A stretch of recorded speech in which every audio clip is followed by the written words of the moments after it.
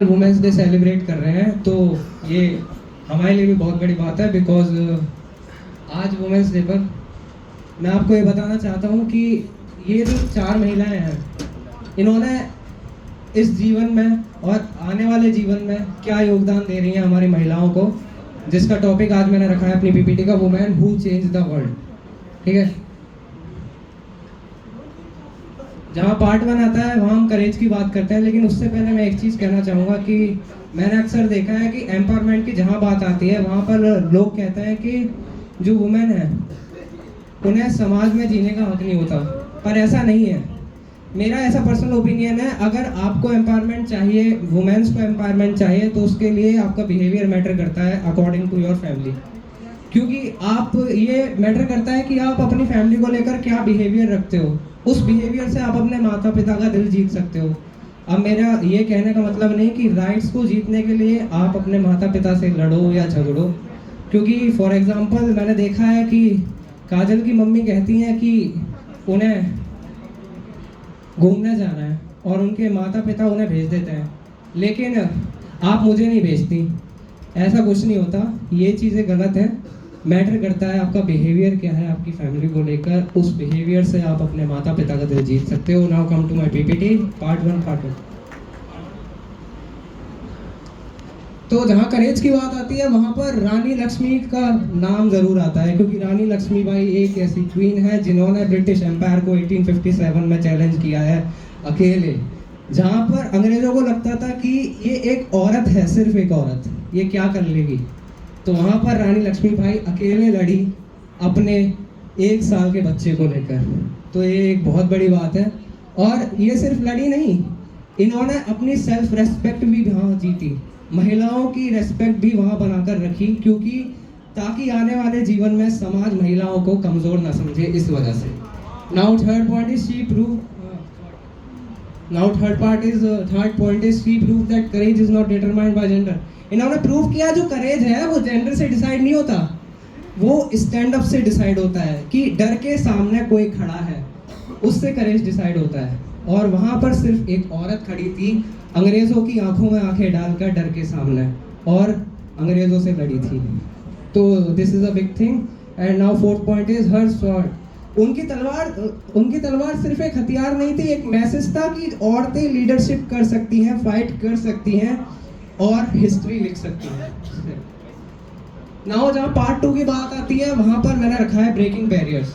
तो जहाँ पर बैरियर्स को तोड़ने की बात है अपने राइट्स के लिए, वहाँ पर हम कल्पना चावला का नाम लेते हैं, क्योंकि यही एक वो लड़की है जो एक हरियाणा के छोटे से गांव से निकली थी और आसमान को छू गई। And third point is he said a simple line, the path from dreams to success does exist। इसका मतलब साफ है कि ड्रीम देखना आसान है और सक्सेस पाना भी आसान है, लेकिन जो पाथ है जिसमें आपका हार्ड वर्क, पेशेंस सब आता है, अगर आपने उस पर चलना सीख लिया ना तो आप अपने सक्सेस को आराम से अचीव कर लेंगे, मेरा ऐसा मानना है। और इन्होंने यही किया। And now fourth point is she not only touched space but also made million of girls। Yes, exactly। इन्होंने सिर्फ स्पेस को नहीं छुआ बल्कि हजारों लड़कियों के दिलों पर भी राज करा, और इन्होंने ये कर डाला, करके दिखाया कि आसमान छूने की कोई लिमिट नहीं होती। आप अगर ठान लो कि आप बाहर निकल सकते हो, आप ये कर सकते हो, तो आप आसमान को भी छू सकते हो। ठीक है, बस ठानने की देर होती है। पार्ट 3 जहाँ पर बात आती है वॉइस फॉर एजुकेशन की, वहाँ पर मैं नाम लेना चाहूँगा मलाला यूसुफज़ई का, क्योंकि इन्होंने ही लड़कियों की एजुकेशन के लिए आवाज़ उठाई थी, और कई सारे थ्रेट्स आए, कई धमकियाँ मिली, उसके बाद भी ये रुकी नहीं, इन्होंने आवाज़ उठाई और लड़कियों को उनकी एजुकेशन दिलाई। और मेरा ऐसा मानना है कि जो एजुकेशन है वो लग्जरी राइट नहीं, वो बेसिक राइट है, क्योंकि चाहे अडानी का बेटा हो या अंबानी का बेटा, अगर उन्हें भी पढ़ने का हक है तो एक किसान की बेटी को क्यों नहीं। ठीक है, बाकी आगे पार्ट 4 जिसका टॉपिक रखा है मैंने, कंपैशन एंड ह्यूमैनिटी। जहाँ ह्यूमैनिटी की बात हो, इंसानियत की बात हो, यू ऑल नो कि मदर टेरेसा का नाम वहाँ पर मैं लूँगा, क्योंकि एक यही वो महिला है जिन्होंने पावर या फेम को चूज़ नहीं किया, इन्होंने इंसानियत को चूज़ किया। और इनका एक सिंपल रूल था, to serve the poorest of the poor. इसका मतलब है ये गरीबों की मदद करती थी और सबसे मजबूर लोगों की मदद करती थी। अब पुअर से मेरा मतलब ये नहीं कि गरीबी पे, पुअर से मेरा मतलब ये है कि जो लोग सोसाइटी में इग्नोर किए जाते हैं, जिनके पास कोई सपोर्ट सिस्टम नहीं होता, जिन लोगों को इग्नोर कर दिया जाता है, उनके लिए ये करती थी सेवा। And third point is otherwise in today time आप आजकल देखते होंगे अगर कोई किसी की 10 रुपए से भी मदद करता है ना, तो उसकी भी लोग वीडियो बनाकर इंस्टाग्राम पर डाल देते हैं फेम लेने के लिए। बट ये गलत है, इट्स वेरी रॉन्ग। अगर आप किसी की मदद कर रहे हैं तो अपने तक रखें और ऊपर वाले तक।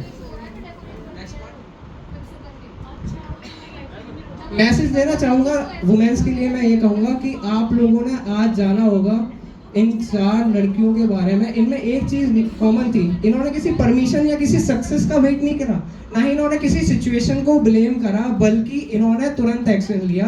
और यही एक बिगेस्ट लेसन है एम्पावरमेंट का।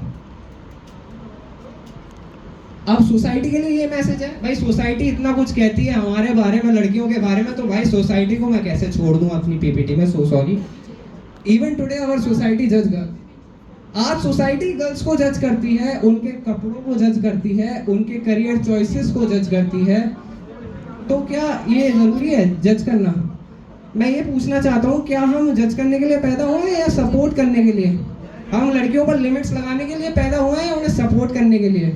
Every time a girl is told that ये तुम्हारे बस की बात नहीं है भाई, ये तुम्हारे बस की बात नहीं है, तुमसे नहीं होगा, ये गलत है। बल्कि ये सब कहकर सोसाइटी एक पोटेंशियल लीडर को मिस कर देती है, साइंटिस्ट को मिस कर देती है, आर्टिस्ट को मिस कर देती है और चेंज मेकर को मिस कर देती है। Why? And the question is not what women can do. Question ये नहीं है कि वुमेन क्या नहीं कर सकती, क्वेश्चन ये है कि आप वुमेन को कितना स्पेस दे सकते हो भाई हमारे सोसाइटी में, ये है क्वेश्चन।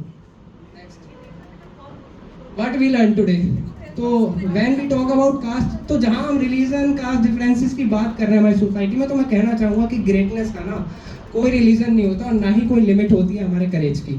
और इम्पैक्ट कोई भी जेंडर डिसाइड नहीं करता, जेंडर डिसाइड करता है आपका करेज, आपकी हिम्मत कि आप उस काम के लिए बने हैं या नहीं। फिर चाहे रानी लक्ष्मीबाई हिंदू हो, मदर टेरेसा क्रिश्चियन हो, मलाला जी मुस्लिम हो, इससे फर्क नहीं पड़ता। फर्क पड़ता है कि आपकी आइडेंटिटी क्या है। आप में एक ही आइडेंटिटी होनी चाहिए, इंसानियत, इंसानियत और इंसानियत। एंड इन माय व्यू, मेरे मुताबिक, मेरी नज़र में रियल वुमेन डे सेलिब्रेशन तब होगा जब इक्वालिटी स्लोगन नहीं नॉर्मल रियलिटी बन जाएगी। Thank you so much.